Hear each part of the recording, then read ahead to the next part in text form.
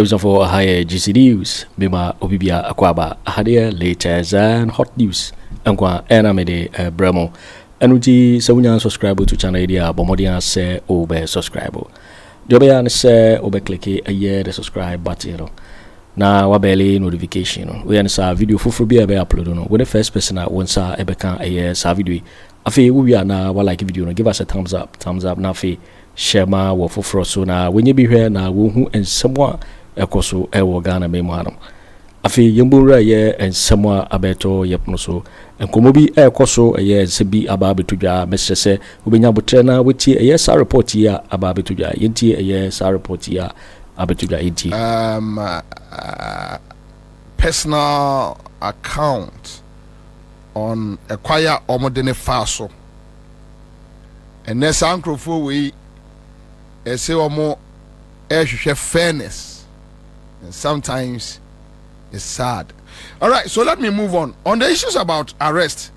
Now, minority for no issue statement, and mame me patch first statement no to mame quick one statement to release a year statement on a year various arrests I shall say also from Yesi Abronye NIB in reference to BNI for I invite Abronye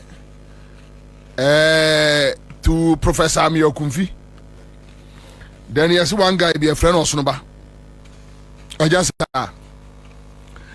and minority condemns NDC government state-sponsored persecution of political opponents. So I will just give you like one or two paragraphs. The Minority Caucus unequivocally condemns the escalating misuse of state institutions by the NDC government to intimidate and persecute political opponents. This alarming trend not only undermines our democratic principles but also diverts attention from the pressing issues that this government promised to address. This government is prioritizing political witch hunts instead of focusing on delivering the promises they made to Ghanaians. The NDC promised to reset the economy and alleviate the severe cost of living crisis by implementing a 24-hour economy, create sustainable jobs for the youth. Okay, so it goes on and on and on and on. And we are talking about arrest. I won't talk about my issue. In 8 years, I was arrested 3 times. Oh, wa ni abefawo. Oh, wa ni abefawo. Ontiase. Anajo mbetim wo Lord Kwamu a omode me kwamebuso omo se enti mayam de ede ne mayo de. My day. Me end these 8 years from Professor Mills to Yera Jomama. Me manje position. Manje me nka ho me nimu. I'm just a friend. According to okura JM no man for me to be that. Never for 8 years. Da never. And you saw Mona Ampel, Mia, and Professor Mills time. A ora a Larry Bevlolati, and it Coquani do honum. A friend say a Professor Mills a co-US. Memi uncle Dominic Kissy, as a FM. Sata and name producer, Mobet Mia Busano. I want to be a Mills 2 year be a one and then a coy, me man could be that. Da and we hear me miswear play ti mintrem menkoya hwe into abet me say me na me finance minister na me dey. So when we talk about arrest and you see the current MPP mama feel say omama politics na say a game bi odi ese maye sa akrampo no a yen kate ne ye ni yeso yen condemn te say the omo no e condemn ye no abi. And sometimes when I read these kind of things, me now for one people want to kwabena. Now you know the way you guys behave. Sometimes yeah na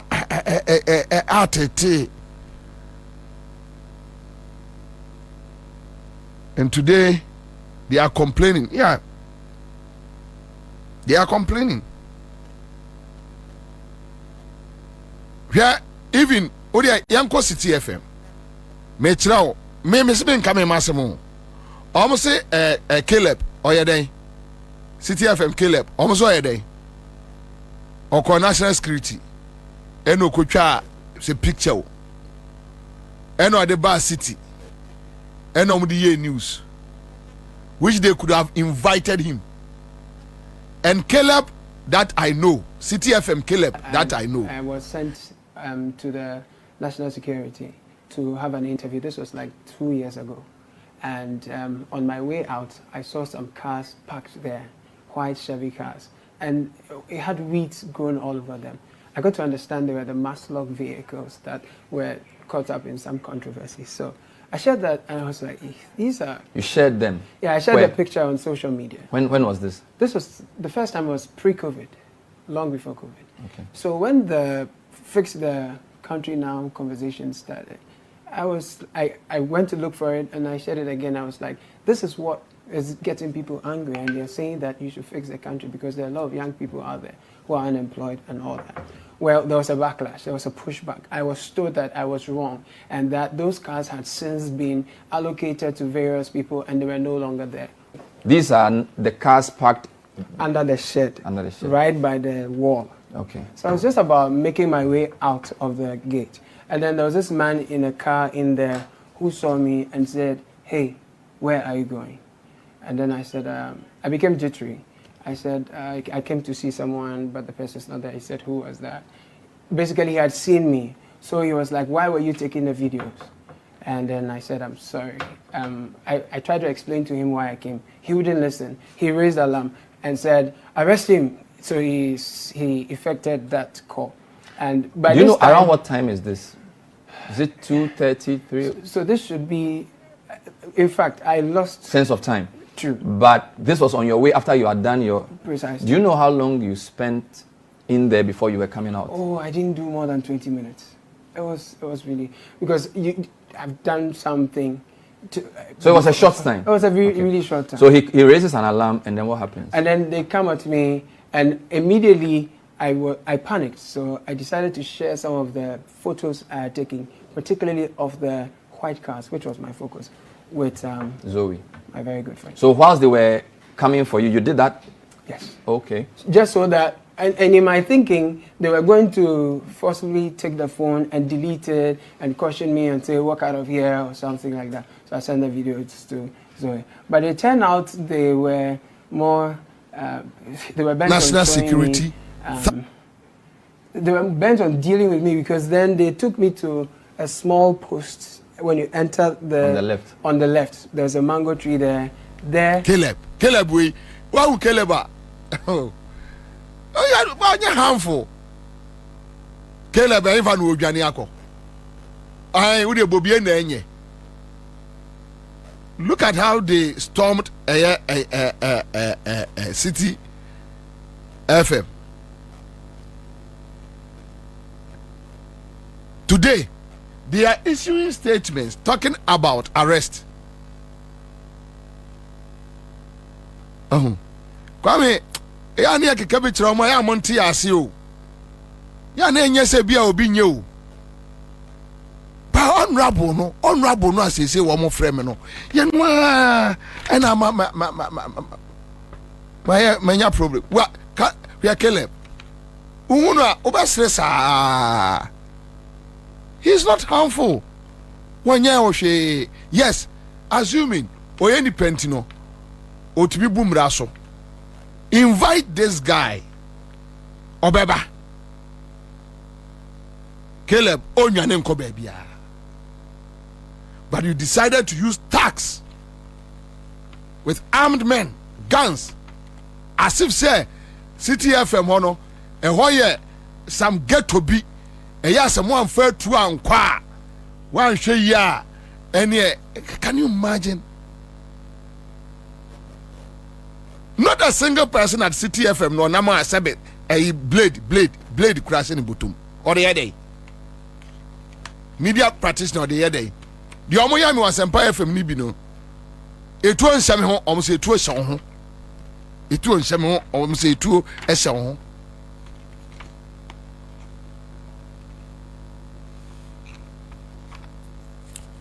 we dey mo ma me friend twam mate sɛ ɔmo sɛ ayi NDC for say ayi PCFM fo nyi ayi Kwame Sefa kan adi me wo sɛ PK no mo choro ya Kwame me say asase we so on to see be fra asase we so no de obeye nipa bia obetwa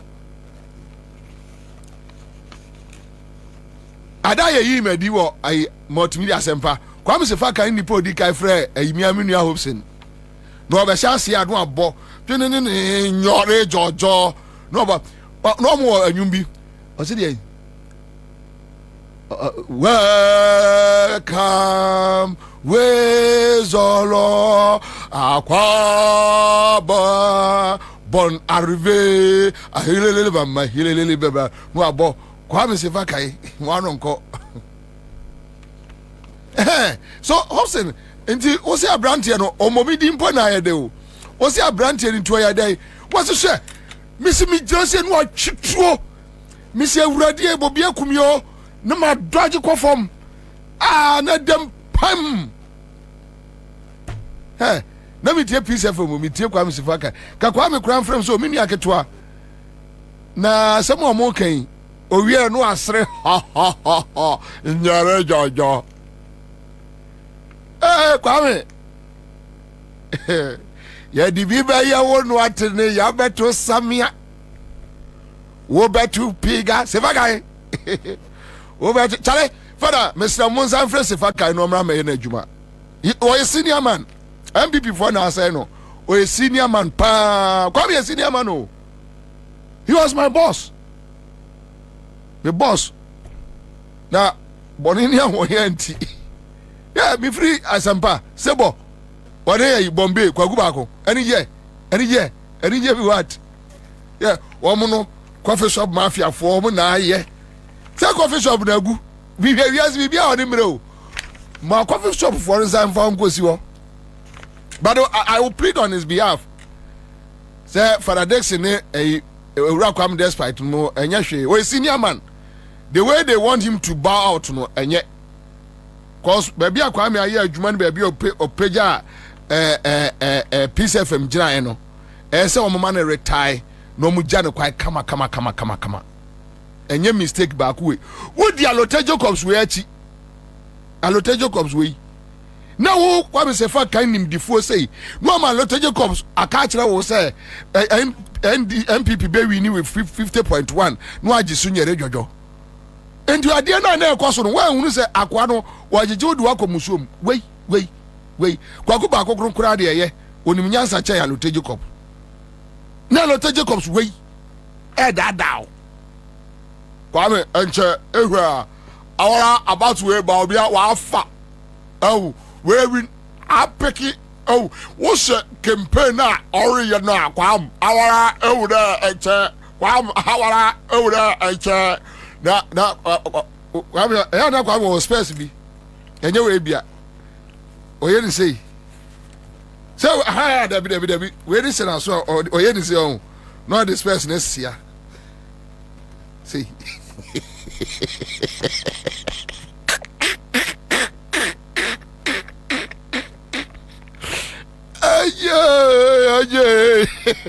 Ajay no this person is here there is the say you know the yes abe jemfino sabe opede ofia pacha sorko into me no enye show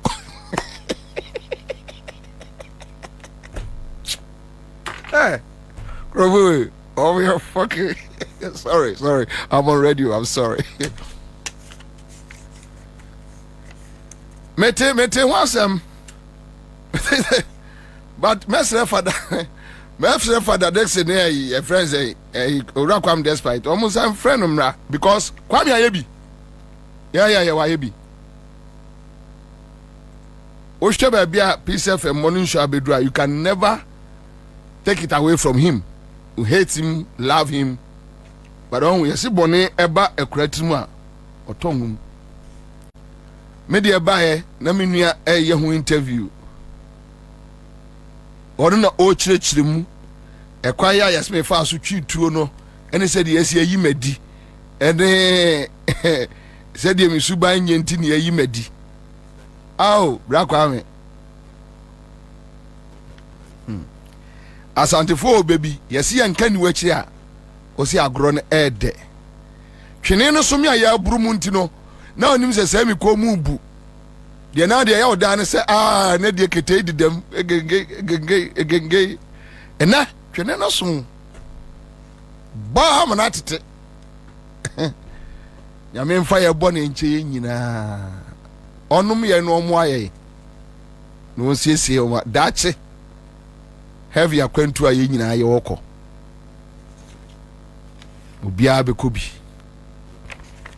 yɛse aboa bi wɔ wuram yɛfrɛ no ɔfoɔ kwakuo and those days hunters no sɛ ofa etuo sɛ obeto abɔ no a on sɛ kwakuo ne nsa ne yɛ 5 unim kwakuo ya hwani mu ɛbɔ wani pre saa no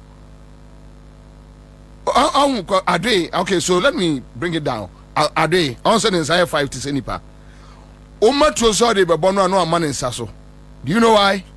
No aka kyerɛ wo sɛ hwɛ wo nsa na hwɛ me nsa. Me ye nipa te sɛ waa. Nti menkume. Kwame Sefa kind of refuse to see some of us say ye nipa te sɛ no a. And no asɛ ansɛ me say PK saponom. Eden na Facebook na Kwame despite so yi Sácked na NDC na akoka che omo say omo yi the dinner den I'm say really hey boy mami egbo. So they are talking about arrest, you know so here the onkoya no City FM. Hey David, are you ready? Yanko from go amano so na fe de me metinsim. And you bedding come special. But I have a MPP report no special report. Now they are two TV no side say Fatu corner side mania blue color. So Fatu a side sir. Fatu side sir mame. Here they are taught and I are castle line so. Nananye. Yes, Susano. You can ball and wow, or me pen number 10, JC, I there was me, I bet the pele. No, about 10. And that a boy be near you radio, Kumasi. A Kyeremanteng. Hey, Kyeremanteng.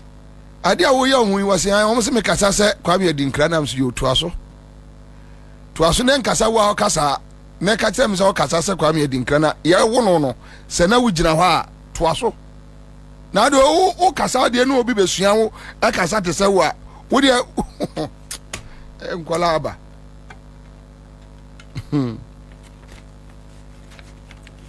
ɛna no meti ya yɛse St. George say radio station 7B ebi wɔ bono ebi wɔ ayi na yɛne nti MPP for kasa ɛna St. George ɛna say mono St. George no nya ntinsi krum otisi krum a baabi ankane awa na mbehu yɛse bia ma mo akwahye no mo sina wi age license na afiri nipa bansem me dia me toye lawyer Dawudu na ya me lawyer Kwame 2014 me turn 200,000 Ghana 2014 2 billion na iskaketwa me receipt go lawyer Dawudu na ya me lawyer on sensan ma me mo ko hye no o ma hye na yo na ya me ya awia me wa lecture hall near from say radio station na hye o mo hye wi na o mo de me call Kofurudua High Court se me mra na me si edan no na nyame adumi wini ye ene me je ba efiri akosomo ebe pemene say St. George tisi kroma you go see something Kwame Mr. Mahonya when you know Kwadipa Afro say you nipa bebre.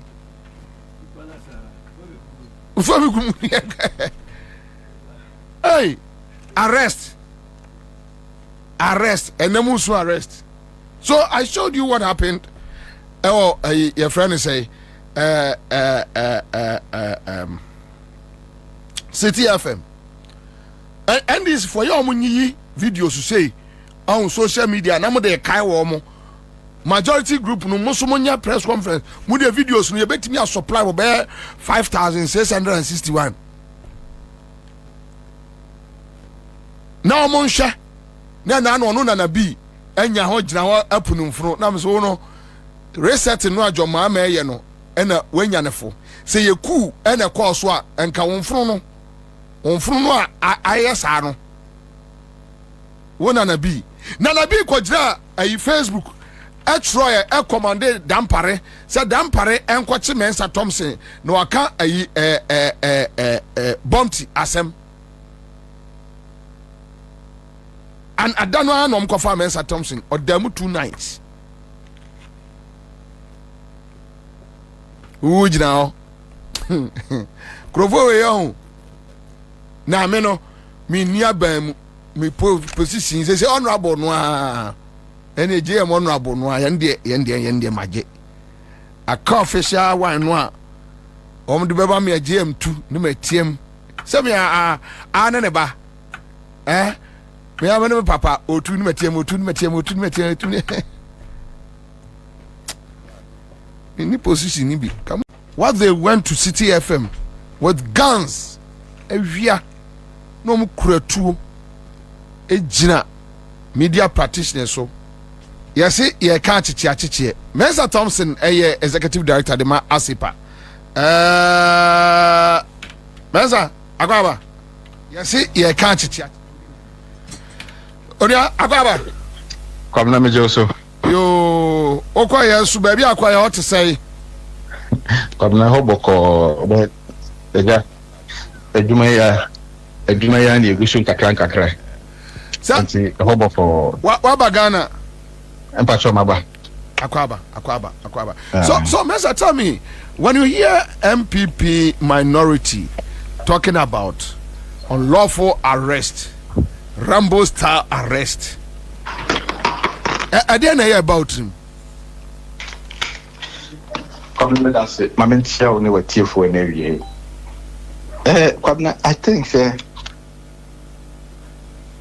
for the past few weeks, and I say, me funny say, weeks, for the past few weeks, my dina, my observe enormity. Na Kwabena say kase enkofu kubi anase nipa kubi ewo short memory. NPP for a classical example of short memory. They are a classical example of people with short memory. In fact, they are the true definition of Adie short memory. Kwabena, starting from the appointment, or posture on the appointment committee. The appointment committee about how their conduct on the floor of parliament. Now about their reaction to the termination of appointment of workers. Letter chief of staff issue here say recruitment be a year no after 7th December no. Omo continue fee. We share NPP for reaction to that. Now say we share a more reaction to your friend saying and Kofu and yes we Rambo style arrest in pool and Kofu you have to yensa free omo in the course of investigations now yet to mano keke. Now show more reaction na Kwabena sabi wonwa yi pa Kwabena you know be you live it through the 8 years of President Akufo Addo. We are one huge example of that. I'm sure say a number of us are even angry with the soft nature in which these people are being treated. MPP for I think say Osha Boni Omudi any brea any year the Ghana for fair more. I think what is happening to them is absolutely nothing. It's nothing.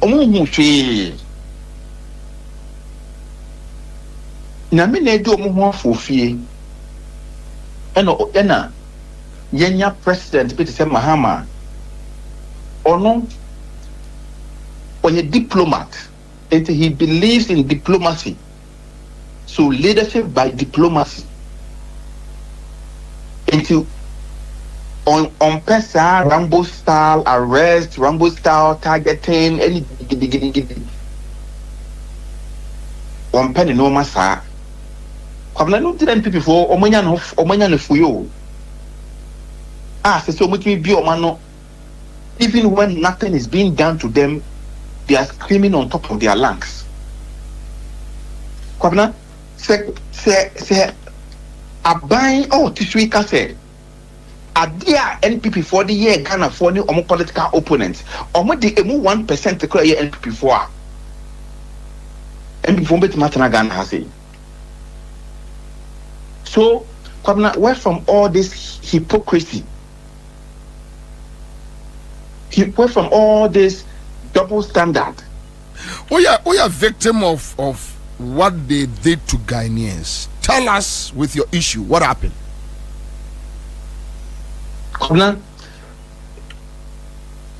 As a public accountability person, me information from a credible source say Dompreh Omanpenyin Akufo Addo ne mama ene omunan fufuo de yanye presidential jet no na Akufo Addo say ompe o yusu bio na ontimi nware wom no ena onu agya si ho na wa rente a private jet na ye tua over $300,000 an hour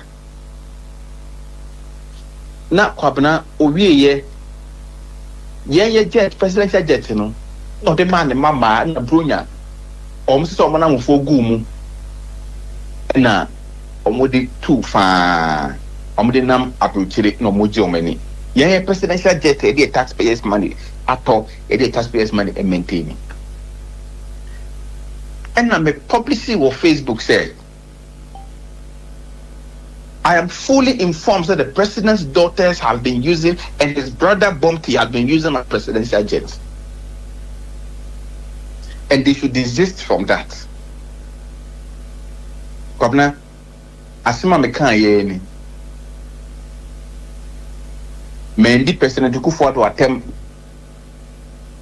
many ne mama anatem ne mekan ya ne say oman Agyapade yem presidential jet a sika to de eni kwan say oman panyi de ma ne mama mo trem no mo di tukwa kwa na ko dware na se so e de so mo nko o ma se mo nan fofo asa aka ho e no mo ye party e wo presidential jet ni Kwabena do wa meti say yes say Madam for CID bakwa Ephraim say your issue your friend is saying alert on me my police phobia say baby police phobia hum bi nteme na me say nteme my head me ba boni be na my Kwabena didim afi me wo kwa me usa police for kutekote tu. And I'm saying that Kwabena baby ame be ni mo chinko unless me lawyer e ka ho bi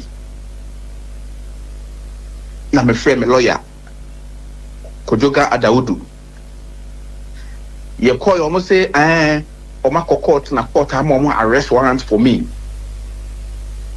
on what just me ban betray statement no mo bando me e share carbon on them call Teshi police station na my lawyer too car di actually.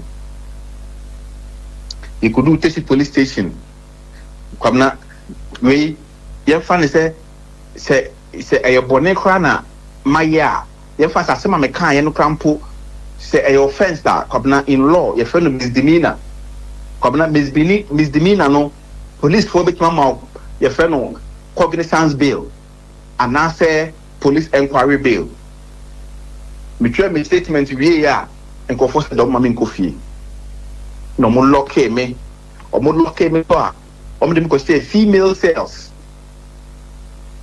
na emma no wo ho o ma yi ma na free wo say on pese o izi on pese o mu go ni master on pese o mo tete usunsum ti baby a ma cells for mo fa on female cells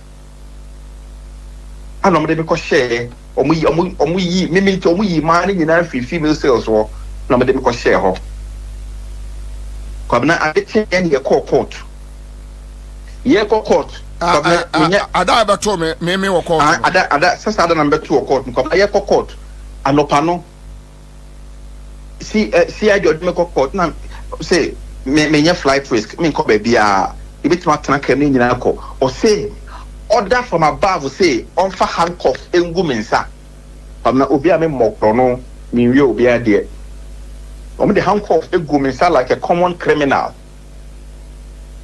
no mo so ame me call your friend is saying kanishi le bana that time no Kwabena me pasa so na me tese won so o ma be foul enti anopam na ya nyina ye ko pie court ho